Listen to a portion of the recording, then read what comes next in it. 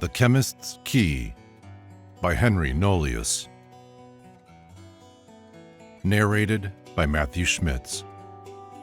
The Chemist's Key to shut and open, as the true doctrine of the corruption and generation, in 10 brief aphorisms illustrated with most plain and faithful commentaries, out of the pure light of nature, by that judicious and industrious artist, Henry Nollius, 1617.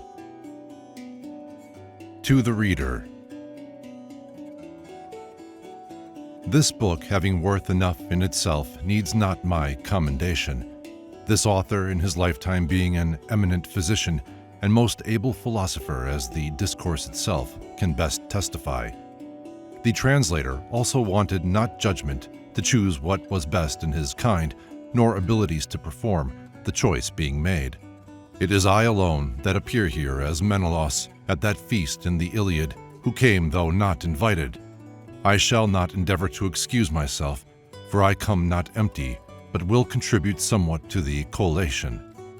The author builds on good principles, so that his theory is as true as it is plausible, and I presume he aimed at nothing more, leaving all particulars and their application to the industry of his readers. He is sometimes pleased to descend to examples, but to such only as are natural, and they indeed are good to teach, but hard to imitate. We see not all that nature does. When he speaks of rain and dew, I am contented to think he means something else than what is vulgarly so called, and I doubt not but his saltpetre is something different from that which is combustible and common. The philosophers' dew, if I know it at all, is a dry water, and their saltpetre is a most white incombustible body of a gummy aerial nature, and indeed, if my eyes have not deceived me, it is so aerial and unctuous that it will no more mingle with water than common oil will. I have for trial taken it in its gross body, and putting it in distilled rainwater, have digested it for a full fortnight, without the addition of any third thing, but they would never mix. The nitre, notwithstanding many long and violent agitations of the glass, keeping still apart in the form of butter or oil more white than snow. The truth is there is no affinity between this saltpetre and water, for it is not made of water, but of air hid and condensed in water. We see also that the air is a dry spirit and wets nothing, but the mist or vapor of the water, incorporating with the air, wets all things.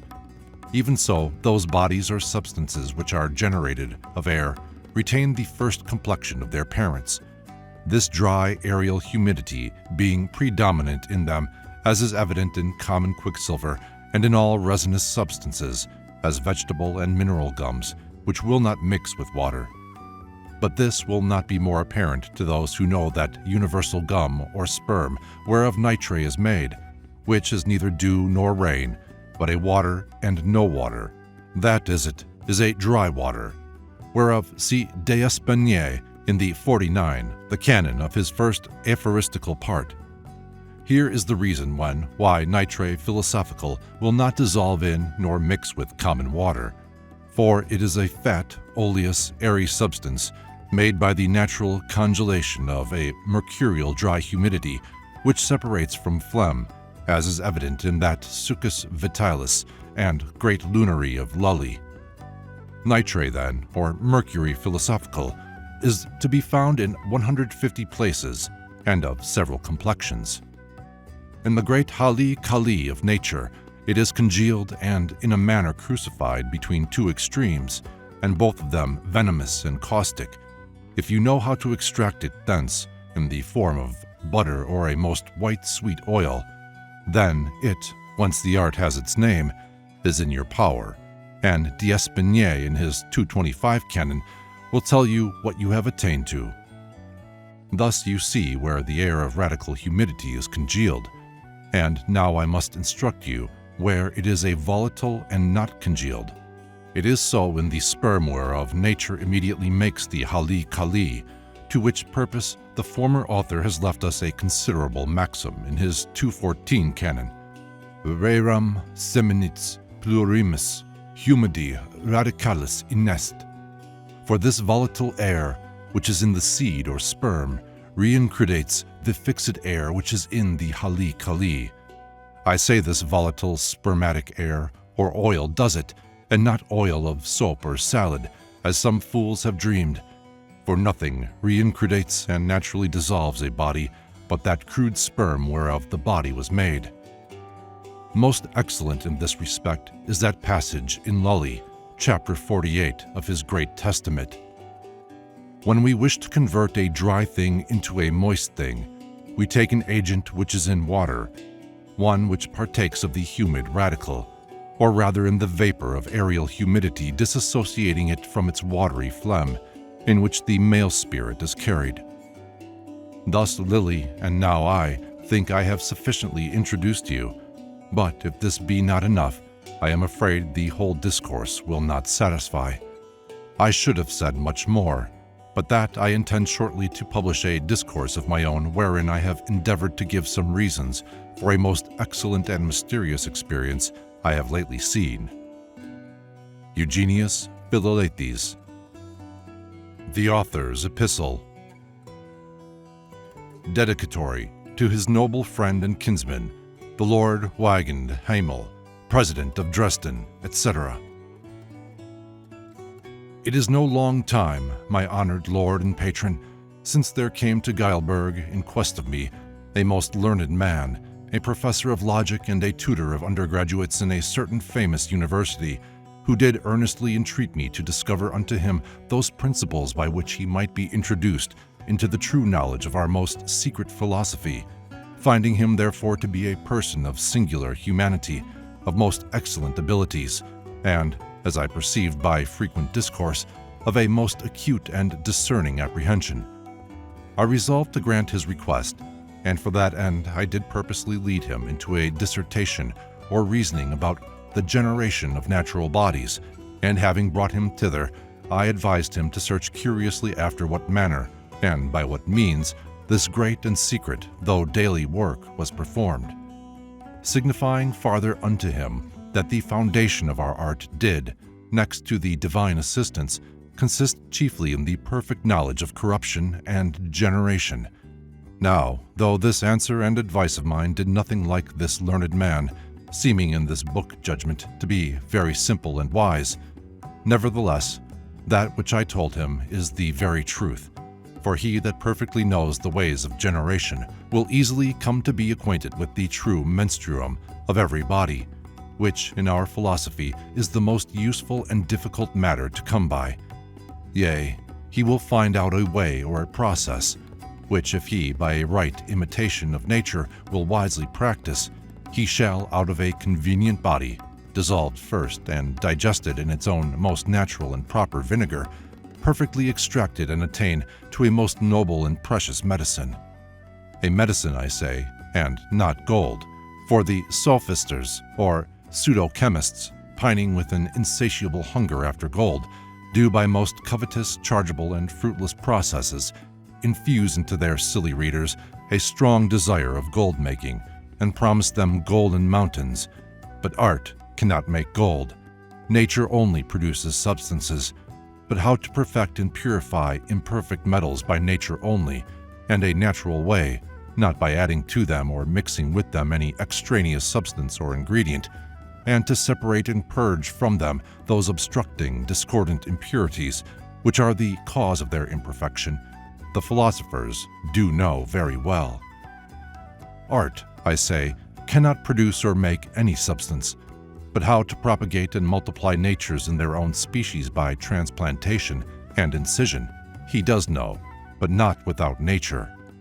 This I am sure of by the light of nature, whose only contemplation, with God's blessing and gracious assistance, has enabled me to write this short discourse of generation, and wholly persuaded me to believe that the sovereign true medicine must be sought and prepared ad modum generationis, after the same method that natural generations are performed. Everything that nature affords for the subsistence and health of man is crude, and needs a further digestation before it can be converted either into the substance of man or into a wholesome medicine. Let us consider our daily food. This grows in our gardens, is fed in our houses, and sown in our fields. But it is not turned into a blood and nutrient before it is, after the manner of generation, altered, putrefied, and dissolved in our stomachs. That from this mass, so dissolved within us, the natural spirit may be extracted and communicated to the heart and the other members, for their conservation and strength, and so after other various digestations, the blood may become seed and turn into that radical balsam, by whose virtue mankind is both preserved and propagated. What hinders them, seeing out internal vessel of putrefaction, is insufficient, but we may, after the same manner, by natural means and a philosophical skill, so imitate and assist nature, that all crude bodies whatsoever may externally, without the officina seborum, be set to putrefy, to be digested and dissolved until their spiritual nature may, after that solution, be easily extracted or taken out of them, by which spirit so extracted, our internal vital spirit, for the singular harmony that is betwixt them, would be so marvelously comforted and strengthened, that by this excellent kind of assistance it would be brought to exercise all its faculties with such effectual activity and virtue, as would quickly expel and exterminate all the enemies and disturbers of life. I mean, all diseases, though never so desperate. If we certainly knew what that is what purifies all seeds, and how it is done, without doubt, we might and would, by a constant industry, God assisting us, find out and prepare medicines truly philosophical, to the great advantage and comfort of mankind. To this purpose chemistry serves, for by the help of this art we know how to digest, to dissolve, to putrefy, to separate the impure from the pure, and so come by most perfect medicines.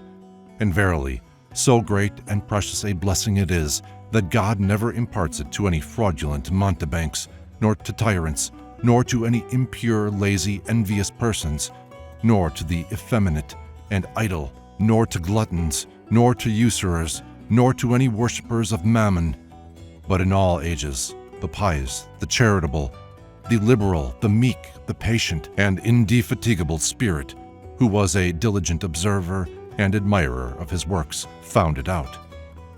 This truth is elegantly sung and expressly taught by that famous philosopher and poet, the excellent Augurellus.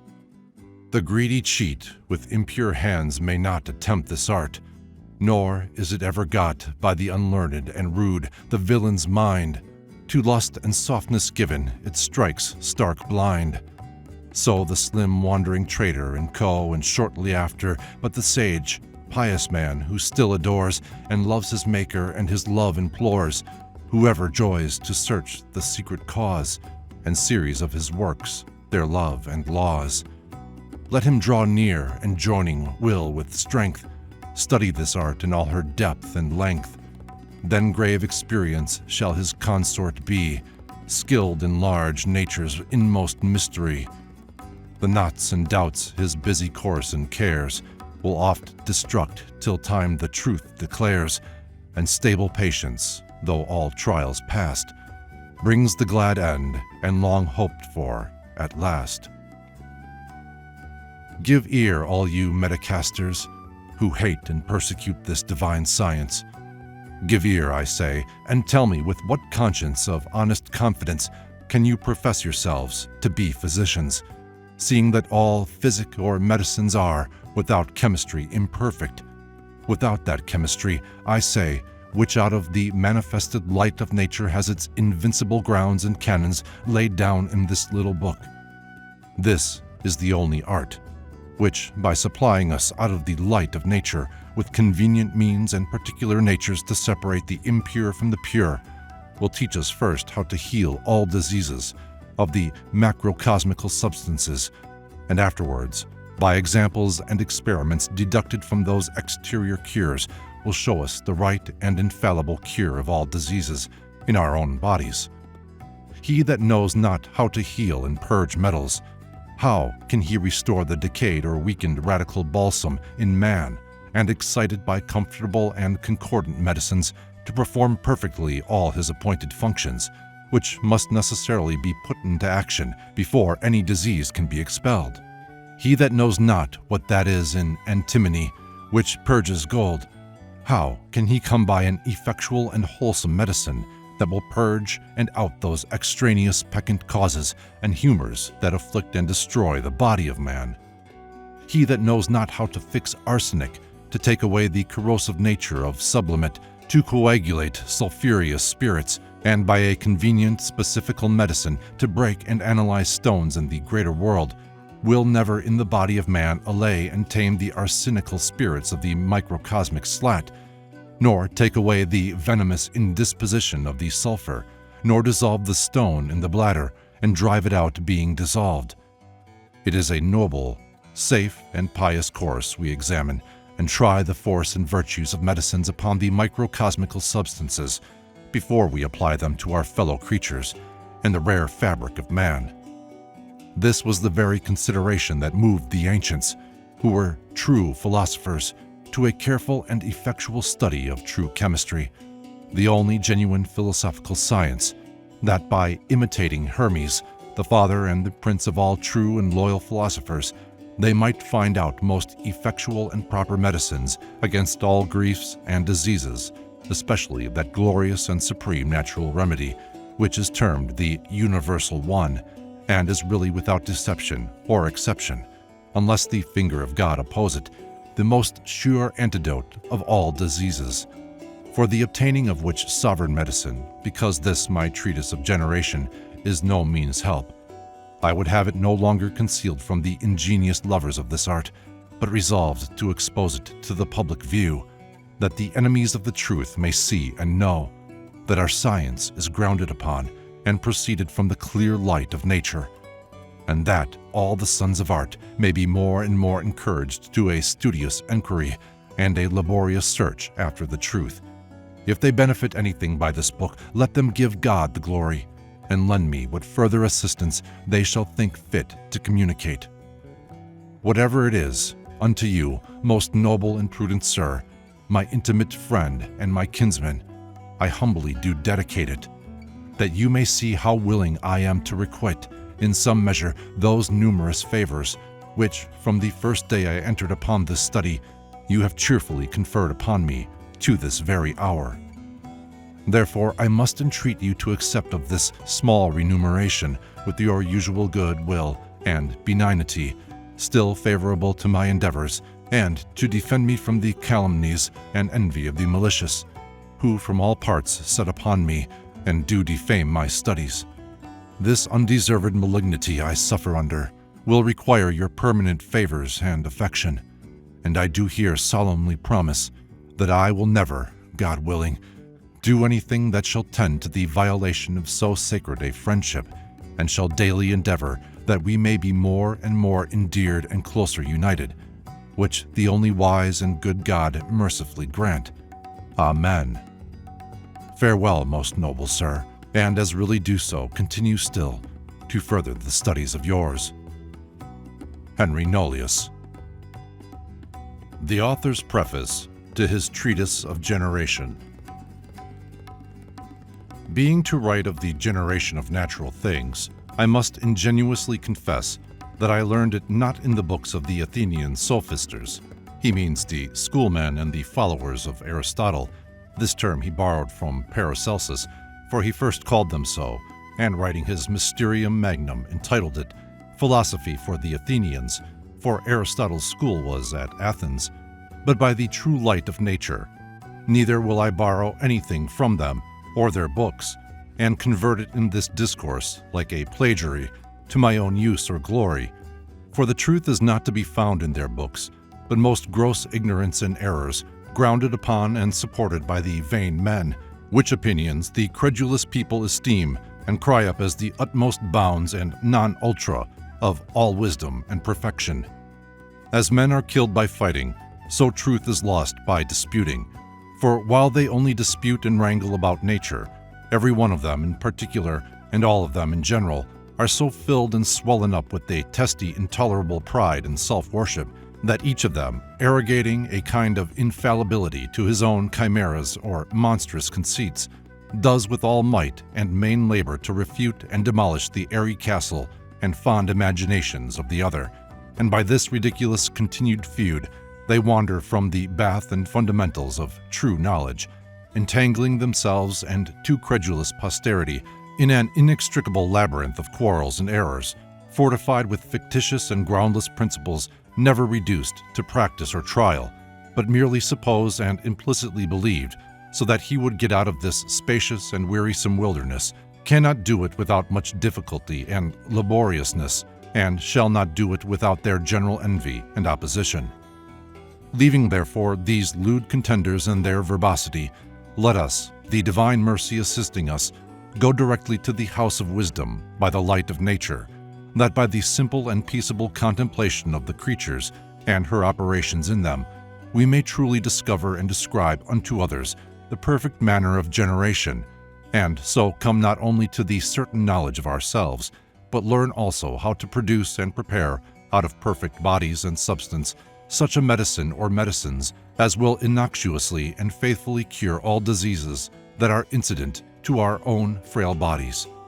For as men, corn, and herbs are, every one of them, generated and born out of their own specific seed, so, or in the same manner, is the true medicine of the ancients, than which there cannot be a better, generated and prepared out of the most perfect bodies and essence.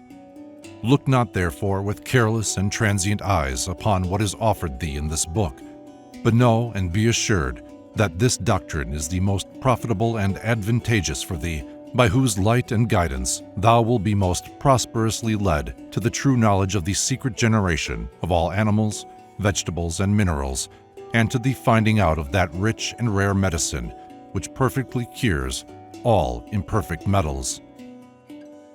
Of the generation of natural things. To begin then, you are to know in the first place that generation is twofold. First, ordinary, and second, extraordinary.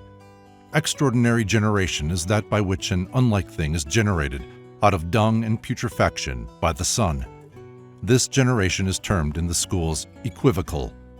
The ordinary is that by which a like thing begets his like, as when a man begets a man-child, and a lion begets a lion. This in the schools is termed univocal. This generation with the method and the means I shall include in these 10 following aphorisms, or propositions.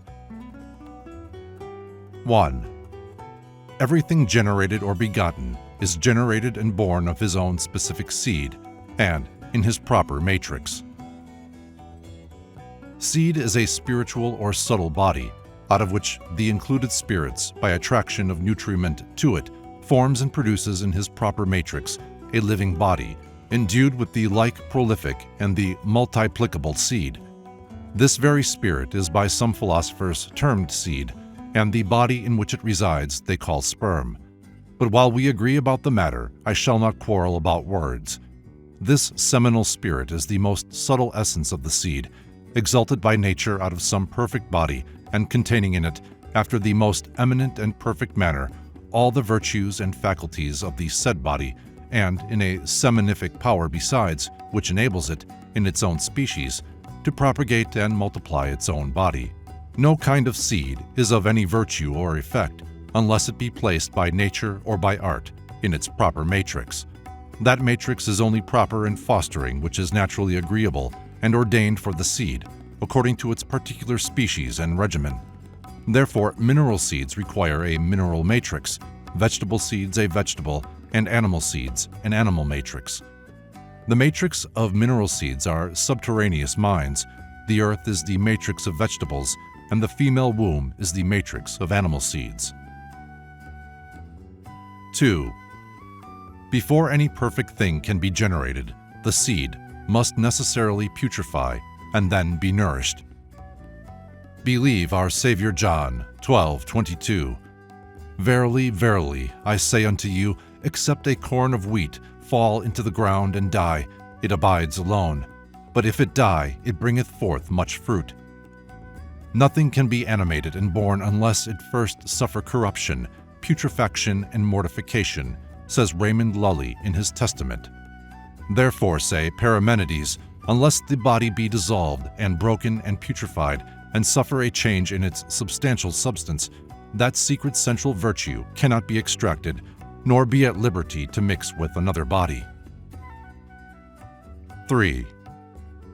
The seed putrefies when a salt of the same nature with it, dissolved in a convenient liquor, does by the assistance of a gentle heat penetrate, analyze, and rarefy the substance of the seed, that the included spirit may, out of its subject matter, form a convenient habitation or body for itself, in which it may perform the offices of natural generation and seminal multiplication.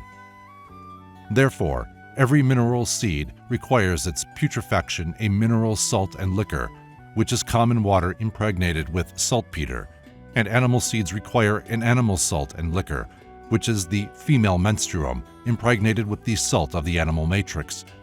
By this doctrine, a passage of the most acute philosopher Basil Valentine, in his treatise of the world's great mystery, is easily understood. The words are these: metals and minerals must be dissolved and reduced again to their first matter by minerals. But in doing this, you must in every sort of mineral consider the species or kind, for every kind mixes only with his own kind, and so yields his seed, unless you will have a monster. The virtues and propension of every seed is to join and mix itself with everything that is within its own order or latitude, for no seed naturally applies to anything that is extra regnum suum.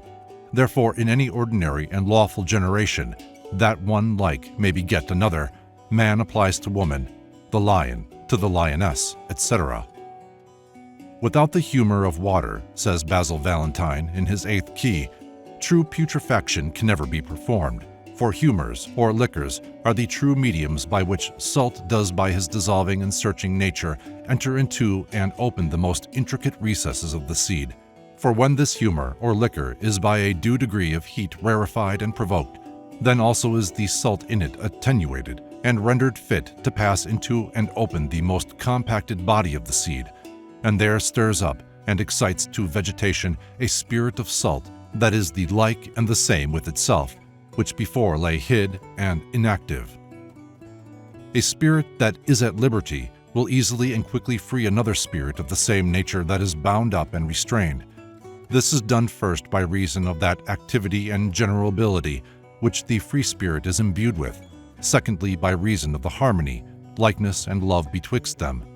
This correlation is the cause that the exterior free spirit makes way into and joins with that spirit of salt included in the seed, and so does with more ease work upon him and excite him, for, as the proverb has it, like will easily go to like, and their unity is most intimate. Now you must know that very spirit, when loose and floating in liquid bodies or liquors, is at liberty in this state, by the mediation of heat. It does, like a lodestone, attract to it the spirit that is under restraint, opening and dissolving the body which holds it in, and the restrained spirit itself, like a sensible prisoner, labors for life by conspiring and striving to be in action and a full communion with the other. The free spirit, by his sudden and subtle accession, still exciting and strengthening him, and by this means so provokes him to action, as fire does enkindle fire, so that the body holding it must necessarily suffer a change and calcification, and comes to be putrefied by its own included spirit, whose operation before was obstructed and kept under. For the included spirit, having acquired liberty and a power to be in action from the other, strives to get out and enlarge itself, and to that end breaks and destroys its first body, and procures another new one. So the spirit of salt of the earth, when it is dissolved in the unmixed humor of that element, since every salt melts in its own liquor, is then at liberty. For every salt, when it is once dissolved in its own liquor, becomes active. Hence it is that a corn of wheat, in whose body, as if under lock and key, the spirit of vegetable salt is bound up and fettered, as soon as it is cast into the ground, is by the free spirit of the salt of the earth penetrated and opened, that the salt which lies dissolved or loose in that liquor, or in mixed humor, may excite the vegetable spirit in the corn of wheat to action and vegetation, which spirit being thus set at liberty does presently, by putrefaction of the corn or grain, produce in the wheat's proper matrix the substance of the root, which is a new body, by whose mediation and deference the earth must afterwards, the spirit attracting it, communicate nutriment to the blade and the rest of this vegetable as it grows up and increases. You must observe here that this salt which conduces to the solution and opening of bodies is sometimes weak, sometimes strong. If it be weak, you must strengthen it with a salt that is of the same nature and property with the seed, and the liquor, which has the weak salt in it, must be impregnated with it, that the solution may be more effectual and more convenient for nature in the operations. Let us consider the generation of wheat. There is in rainwater a volatile salt by solution made in the earth, but when that salt, by reason of the earth's over-dryness, is not sufficient to cause a perfect and fruitful solution of the seed corn, then does the husbandman strengthen and manure his ground with muck and dung, in which there is a salt of the same nature with the seed, so that when the rain descends and mixes itself with the compost or mold, there proceeds from the muck and the ground a nitro-sulphurous salt, which the inmixed humor of the earth imbibes or takes in, and being strengthened by it, opens the most compacted and firmest seeds, whence comes a fruitful and joyful harvest. If thou desire to see the secrets of nature, now open thine eyes. Seeing that the seminal virtue lurks in the most intricate recesses of the seed, and consists in the most subtle portion of the sulphureous salt, it is most clear that it cannot be exalted and multiplied, but in an humor that is most eminently subtle and pure. But because the seed sown does not at first or presently take in that subtle humor out of those places which supply it with nutriment, therefore nature does, before all things, take care first to produce and form those vessels in which that humor, taken afterwards out of the elements, is digested, rarefied, and most accurately purged, that out of the whole body, when formed and perfected, she may contribute and produce the most pure seminal essence for the conservation and the multiplication of that species which yields it, for which very reason provident nature does, by the intervening of putrefaction, out of the seeds of herbs, form first the roots, and out of the roots she does afterwards shoot forth the blade, driving it, in the growth, into several sections or joints, that the humor taken out of the soil in which the seed is sown may, at the first in the root and afterwards in the herb, when grown up and flourishing, be more and more digested, and drive the seminal virtue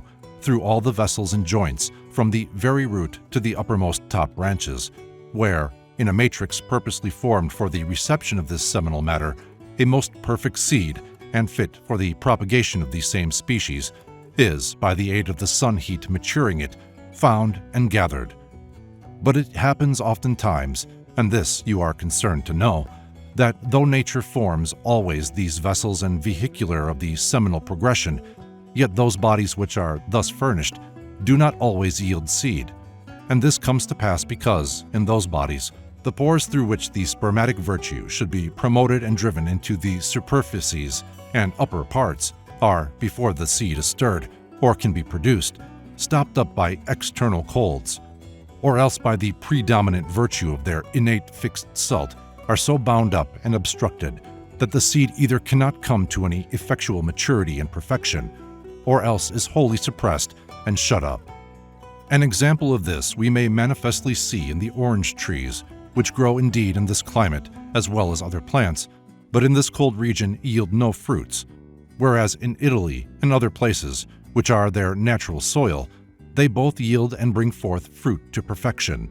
In the like manner, gold and other metals which come to our hands can make no emission of their included seed, because their pores are, by the vigor and excellency of their innate fixed salt, so bound and shut up that they are wholly restrained from the effusion of seed, so that the seminal virtue in them is not at liberty to act and come forth, for which very reason the philosophers who knew this, and were willing to assist nature, did with most happy success reduce gold and the other metals into their first matter, that by this course they might open their pores, which by the supereminent vigor and power of the innate fixed salt were shut up and locked, and so bring the metals to that pass and condition in which they might, with a marvelous increase, and, to their great benefit, yield seed and propagate. Not otherwise then, when the orange trees in the Maurice garden at Cassels are all winter long cherished with an external artificial heat, which makes them put forth and bring their fruits to maturity. He that hath ears to hear, let him hear.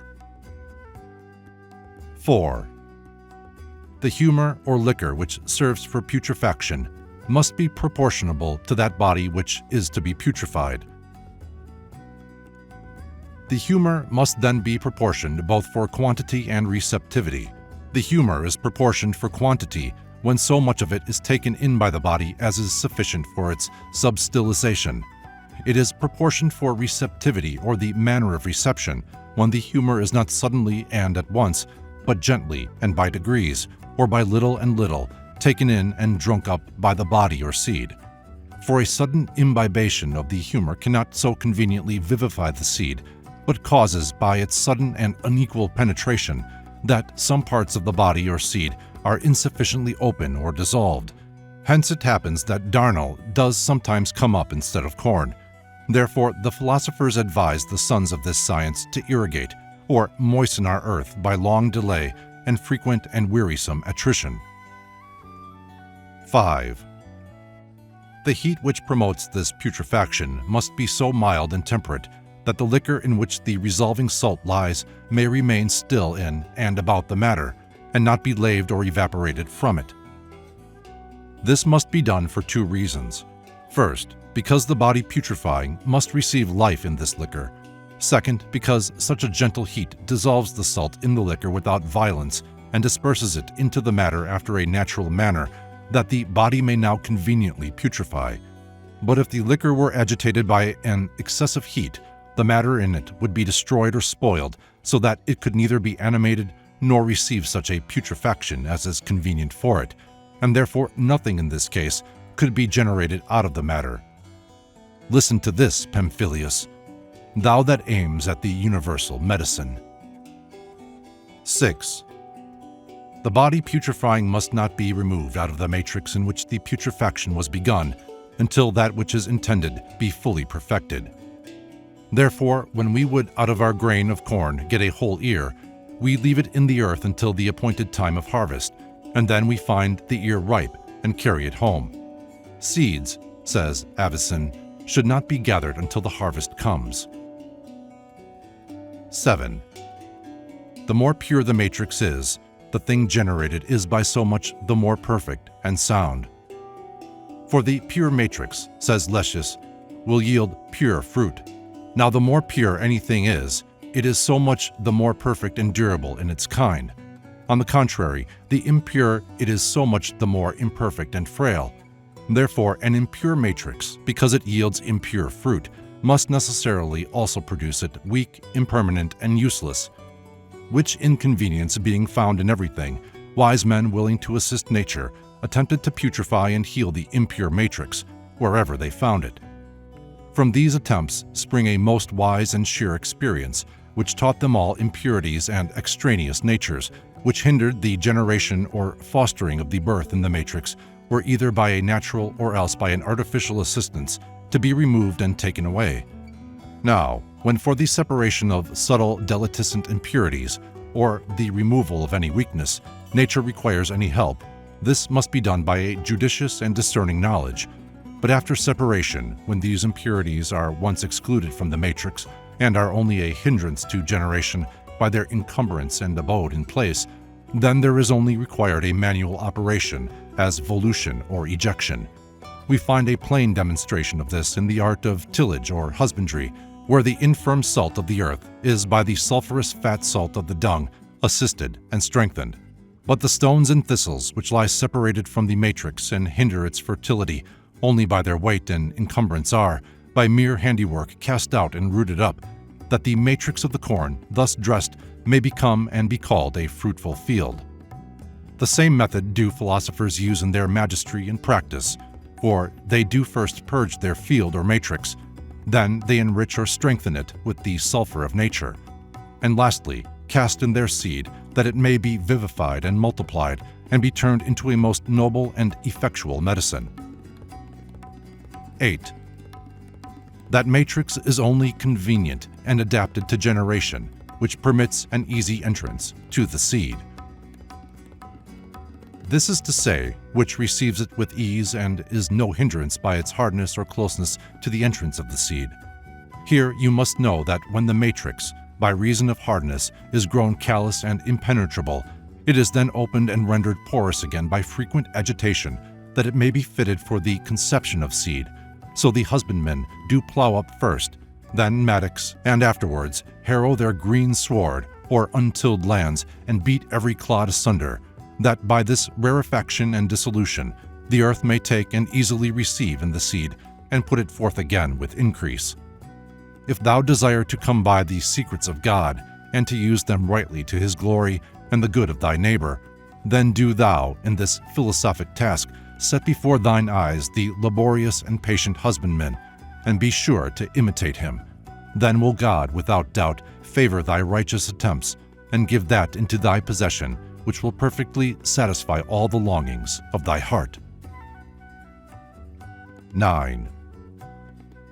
Out of that body which is either corrupted or destroyed by strange or extraneous natures, or whose spermatic vessels are by some violence maimed or cut off, no seed can be had.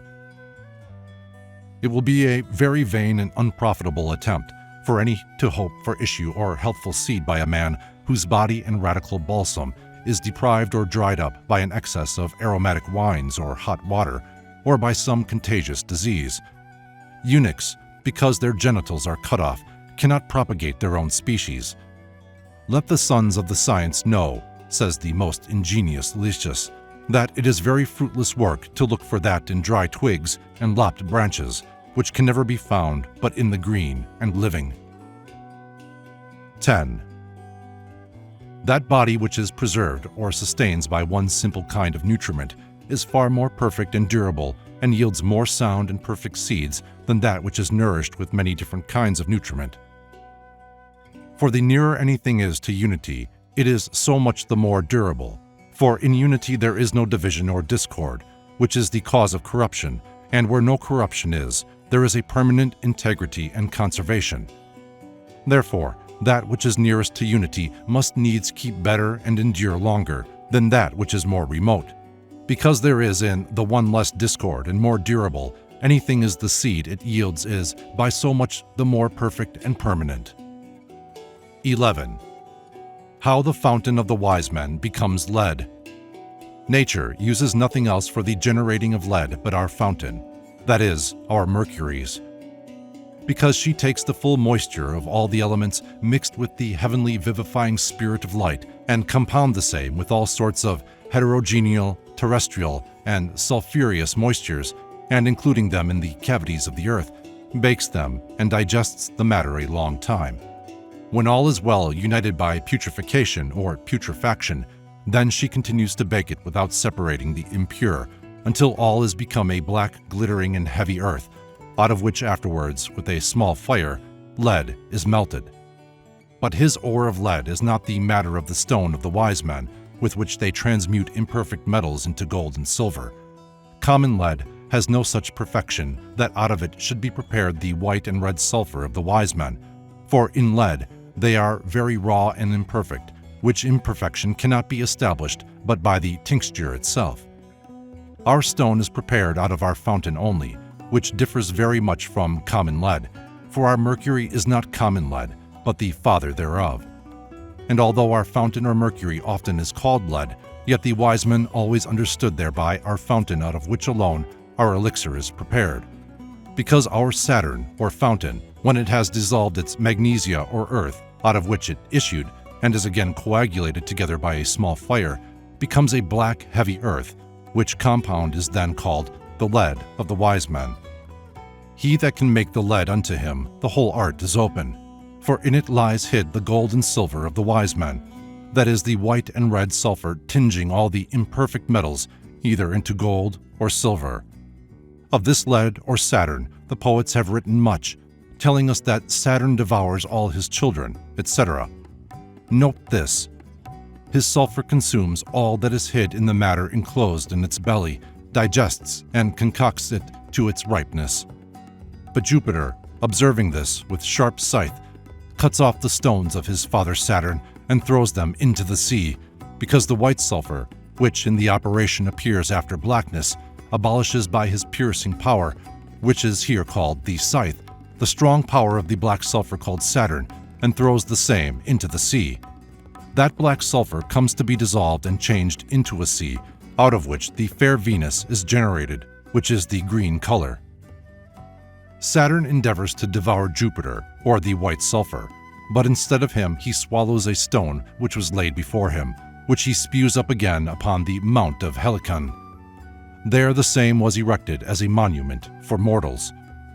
Also, our Saturn endeavors to devour the white color that appears after blackness, but the same is changed into a stone. For though Saturn devours the stone, yet by continual concoction, it is cast up again.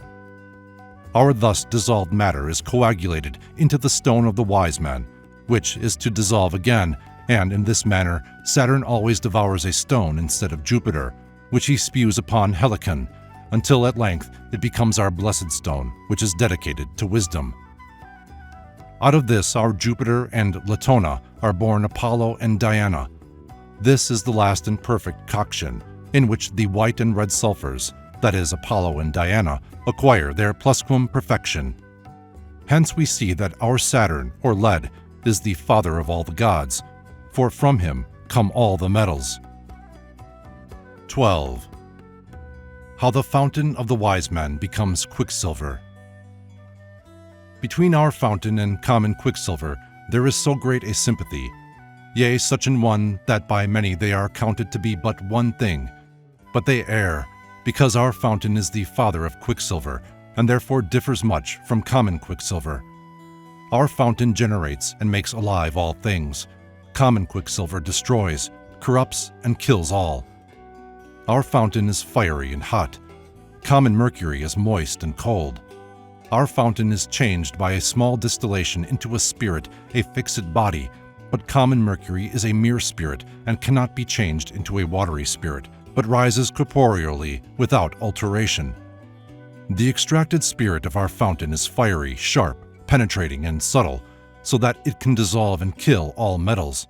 But the common quicksilver cannot be made into a spirit, neither can it dissolve and kill metals.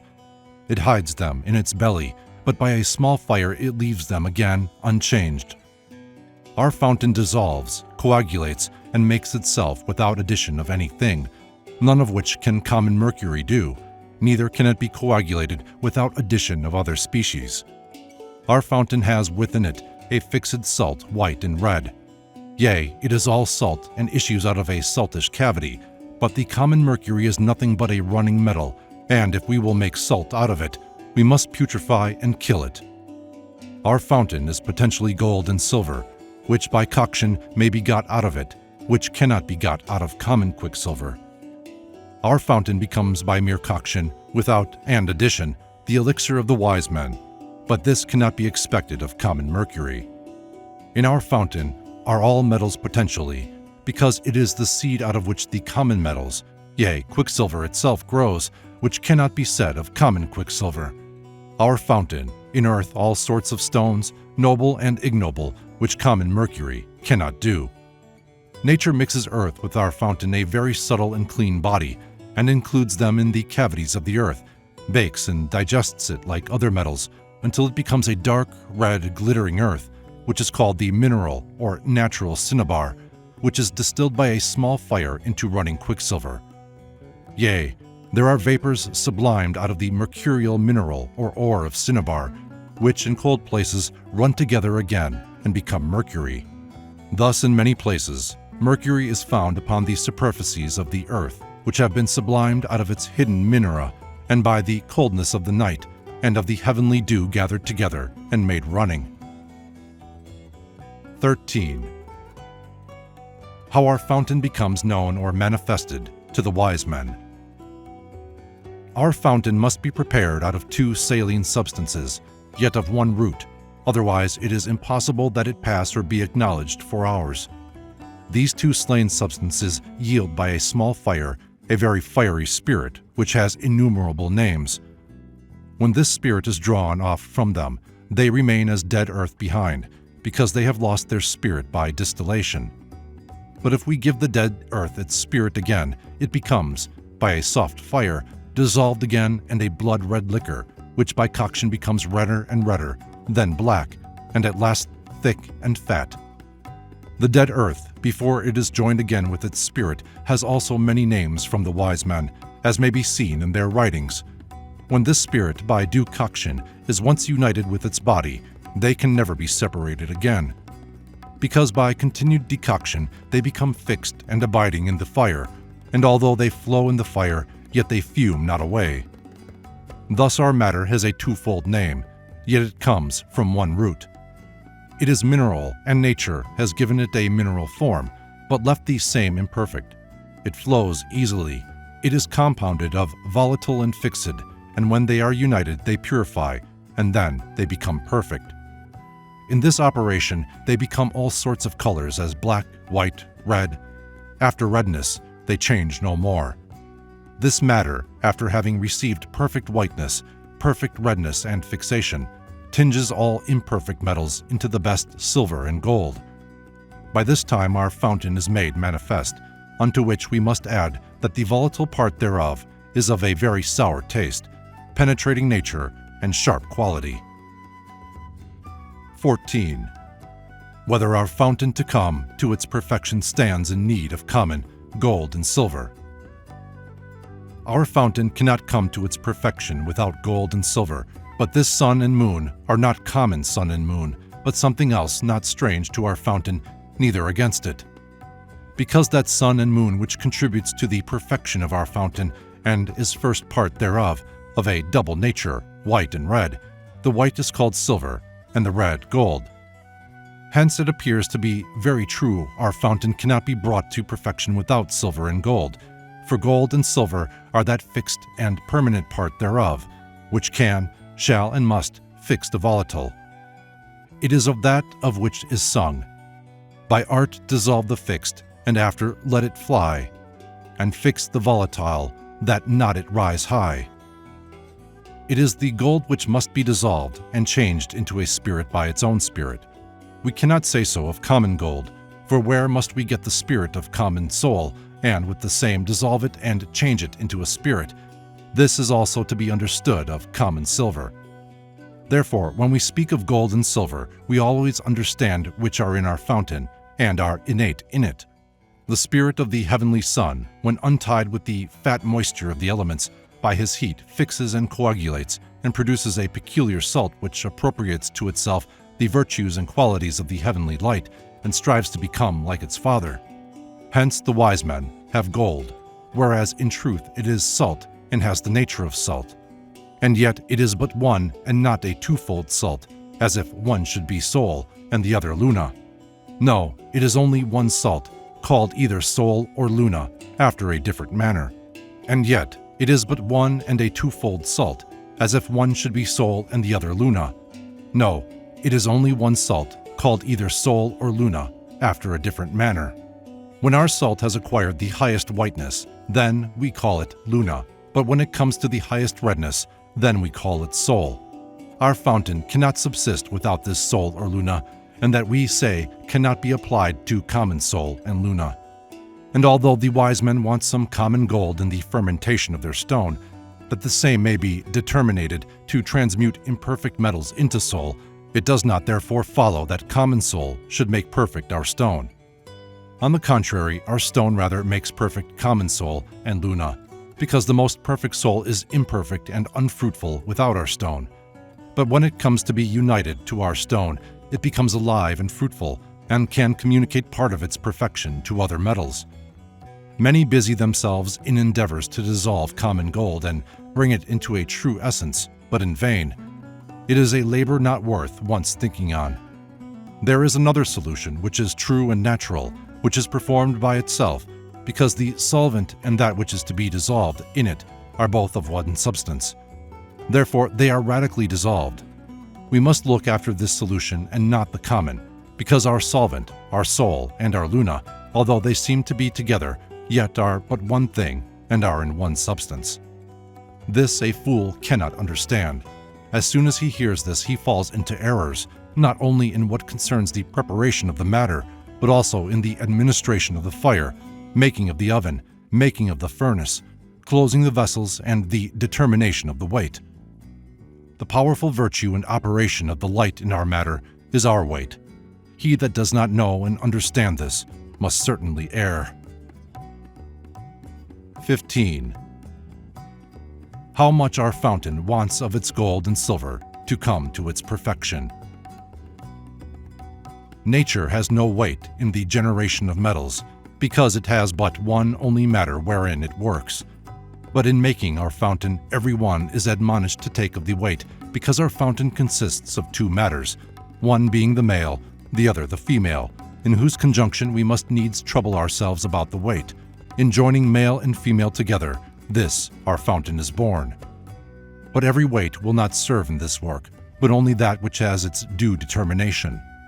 Know therefore that equal parts of both these matters are to be taken in the celebration of our first marriage, but in the second marriage, in which the volatile is joined with the fixed, the weight must be otherwise considered. For the fixed part must be dissolved by the volatile and turned into water. Hence there must be more of the volatile than of the fixed in this solution and conjunction. Some take 10 parts of the volatile tone, part of the fixed, some 7, some but 3. It suffices that so much of the volatile water be taken as the solution of the fixed part requires. Much water dissolves quickly, but then the coagulation which follows takes the longer, on which the ignorant, not knowing the nature of this work, fall into desperation when they perceive that the work does not coagulate in due time. I have taken much water, but then after dissolution the superfluous is abstracted again, and God has blessed my work richly. There is yet another way to be used in the multiplication to moisten the white and the red work, which is done by our highly rectified fountain. And here you must be very cautious. For the white, you must only pour the thickness of a paper upon it, which must be often repeated until the stone is perfectly satiated and it becomes white and red. In this operation, art does not follow nature, for art stands in need of a certain weight, but nature is her own weight, for she takes as much as is necessary and thrusts away the rest, reserving it for other uses. Nature has nothing useless or superfluous, for what is not good for this is good for another thing. Know for a conclusion that you need take care for nothing but to acquire our fountain, unto which will not only serve you this treatise, but also my other treatise entitled The Rules of Wisdom and Chemistry, with my third one called Sanguis Naturae, which will give you sufficiently, yea, abundant instruction and expositions, because this fountain comprehends the whole philosophical work, makes the same, and corrects all errors, if perhaps committed. Besides, this fountain is to be highly esteemed, because we want neither fire nor furnaces nor vessel, for our fountain is all these if you understand it right. Hast thou obtained this fountain, then thou hast whole nature in thy power. Thou lacking nothing, but have all things that thou desire already in thy hand, for which praise Jehovah